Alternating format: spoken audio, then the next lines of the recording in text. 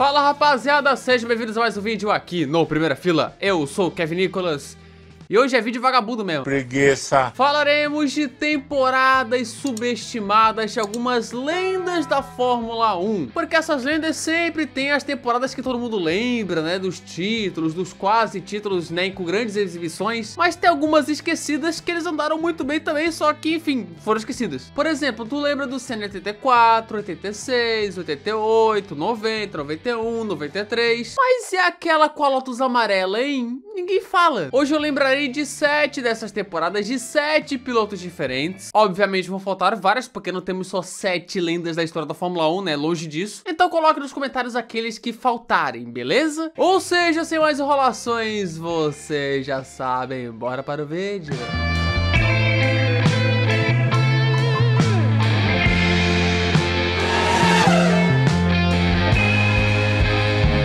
Começaremos justamente pelo exemplo que eu dei antes, que provavelmente estará na thumb. Ayrton Senna da Silva em 1987. O famoso ano dele com a Lotus amarela. Muita gente esquece desse ano porque ele foi meio filler, né? Uma transição entre a Lotus preta e dourada e o período de McLaren. Tanto que durou apenas um ano essa relação de Ayrton Senna e a Lotus amarela. Porém foi um baita ano dele, baita ano. Ele vence 2 corridas naquele ano. O GP de Mônaco após a quebra do Mansell, a primeira de 6 vitórias dele no Principado, e o GP de Detroit, corrida seguinte, onde ele sempre foi muito rápido. O Senna em pista de rua é um monstro. E assim, ele vira o vice-líder do campeonato em Mônaco, a 4ª etapa, e só sai do top 2 na tabela na etapa 13, em Portugal. Ele passou mais tempo sendo rival direto do Piquet na tabela do que o Nigel Mansell. Caracas. Isso que entre o GP de Detroit e o GP da Inglaterra, ele liderava o campeonato com a Lotus amarela. No fim, ele termina em terceiro no campeonato com 8 pódios em 16 corridas e 2 vitórias. Um ano muito subestimado, que foi o último de Lotus antes de ir para a McLaren. Seguimos em 87, onde teve outro piloto que fez um grande ano, mas muitos esquecem. Alain Prost. O francês começou aquele ano com tudo. Venceu no Brasil, venceu na Bélgica e liderava o campeonato. Porém, diante das Williams e de um Senna infernal, ele perdeu contato com os líderes. Mas foi um grande ano de Alain Prost, que sofreu muito com quebras, o fator fundamental. Ele venceu 3 vezes, a outra foi em Portugal. 7 pódios conquistados, chegou até a 13ª etapa de 16 do campeonato com chances matemáticas de título. Porém, os rivais estavam muito bem. Inclusive, esse foi o ano em que ele bateu o recorde de vitórias da Fórmula 1 de Jack Stewart após a vitória no Estoril. Enfim, foi um bom ano do Prost, cara. Bom ano, subestimado. Que se perde ali naquela sequência dele de 4 títulos e 4 vices em 10 temporadas.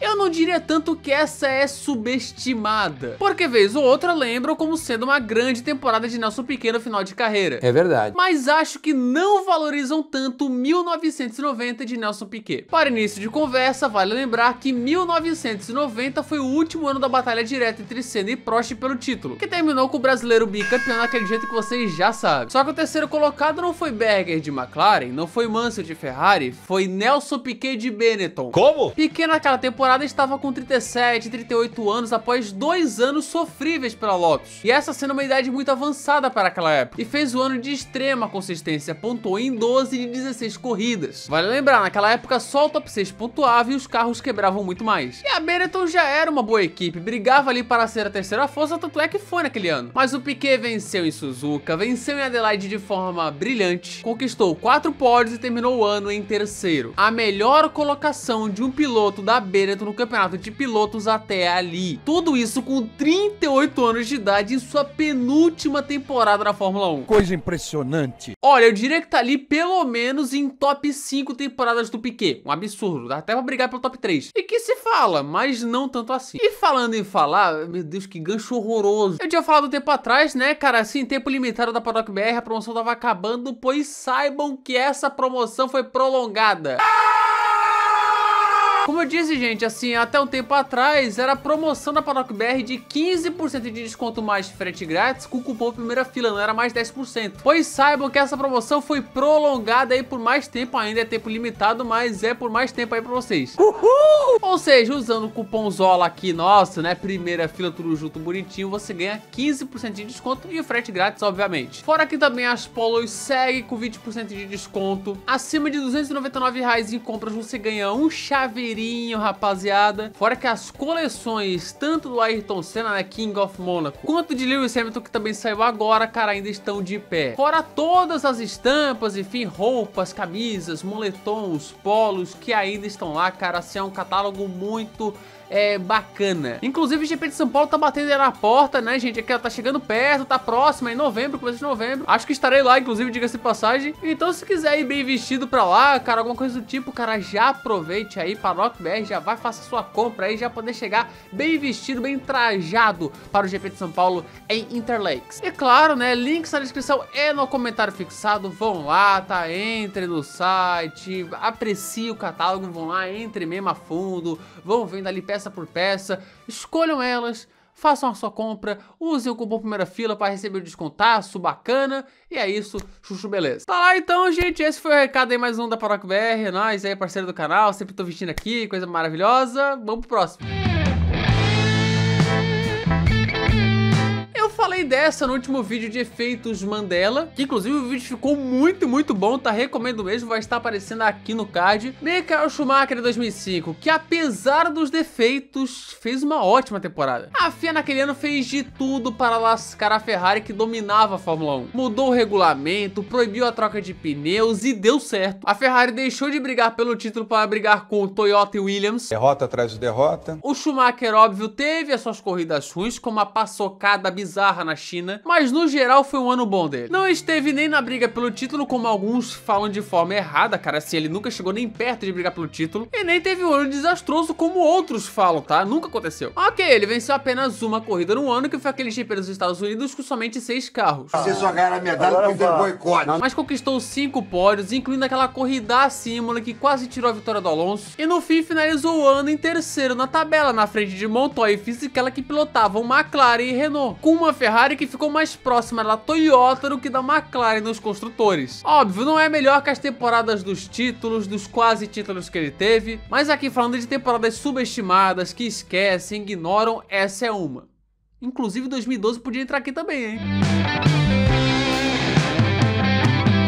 Falar de temporada subestimada do Hamilton é meio difícil, né, e tal, escolher alguma, enfim, mas acho que uma se sobressai, 2009. Muita gente fala do 2009 do Hamilton como se fosse uma temporada horrível, ruim, mas ela foi boa, gente. Assim, temos que dar o contexto. Na primeira metade, o carro da McLaren era horroroso. Mudou meu conceito de horrível. O carro da McLaren era tão ruim que fez o carro ruim da Ferrari parecer decente. E até lá o Hamilton sofreu muito, não pontuou em algumas corridas, ficou no Q1 em algumas, mas por exemplo, pegou um 4º lugar incrível após largar em 18º na abertura na Austrália, antes de mentir e ser desclassificado. Mentiroso! E pontuou em 3 das primeiras 4 corridas. E a partir do GP da Alemanha, quando o carro enfim melhorou após o esporro histórico dele,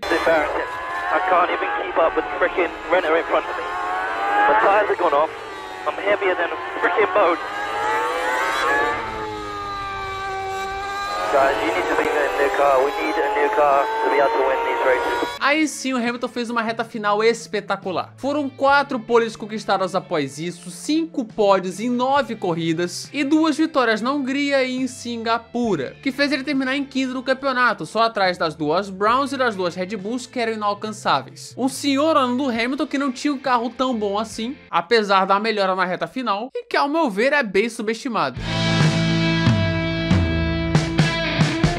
Hoje em dia já estão valorizando mais o 2015 do Vettel, reconheceram como uma das melhores temporadas da carreira dele, que de fato foi. Mas até pouco tempo era o ano completamente subestimado dele, até esqueciam. 2015 foi até 2023 a pior temporada que eu tinha visto na Fórmula 1, até porque eu nasci em 2002. Mas um piloto se destacou muito naquele ano, Sebastian Vettel. O alemão estreava pela Ferrari naquele ano, que tinha o 2º melhor carro do grid, mas muito longe das Mercedes, e ele fez o ano mágico. Pouquíssimos erros naquele ano, pouquíssimos, 13 pódios em 19 corridas, repito, 13 pódios em 19 corridas, 3 vitórias brilhantes na Malásia, Hungria e Singapura com muito mérito, fora a pole position em Singapura quando a Mercedes estava fora da briga. E quando o Hamilton conquista o tri nos Estados Unidos, o vice-líder não era o Rosberg, o vice-líder era o Vettel. Ele era o 2º colocado contra uma Mercedes no início da era híbrida, que era um dos carros mais dominantes da história da Fórmula 1, quase um segundo mais rápido. Na reta final aí o Rosberg venceu 3 de 3 corridas, não deu, mas velho, quase que ele pega um vice contra uma Mercedes dominante. É, na minha opinião, o top 3 temporadas do Vettel. Uau.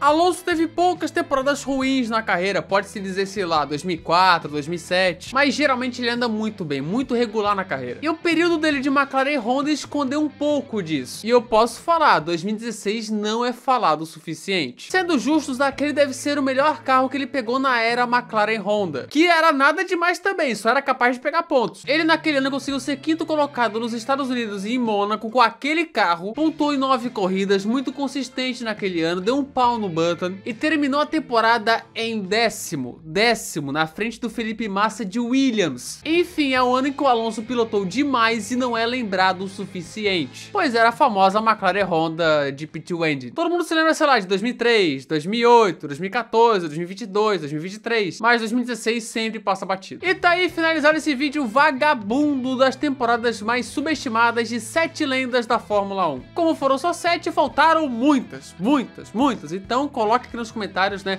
as que faltaram, concorde e discorde sempre com respeito, e nos vemos no próximo vídeo. Tá aí, gente, se você gostou desse vídeo, se inscreva aqui no canal, ative as notificações, clique no gostei e espalhe esse vídeo com a galera. Na descrição tem o nosso Discord, Instagram, Primeira Fila F1 e também o Twitter, Kevin Nicolas PFO. Aqui os membros estão aparecendo na tela, cara, se quiser virar um membro, tem botão de seja membro aqui embaixo, tá? Se quiser virar show, se não quiser, beleza. É nóis, sugestões, comentários e tamo junto, valeu, falou!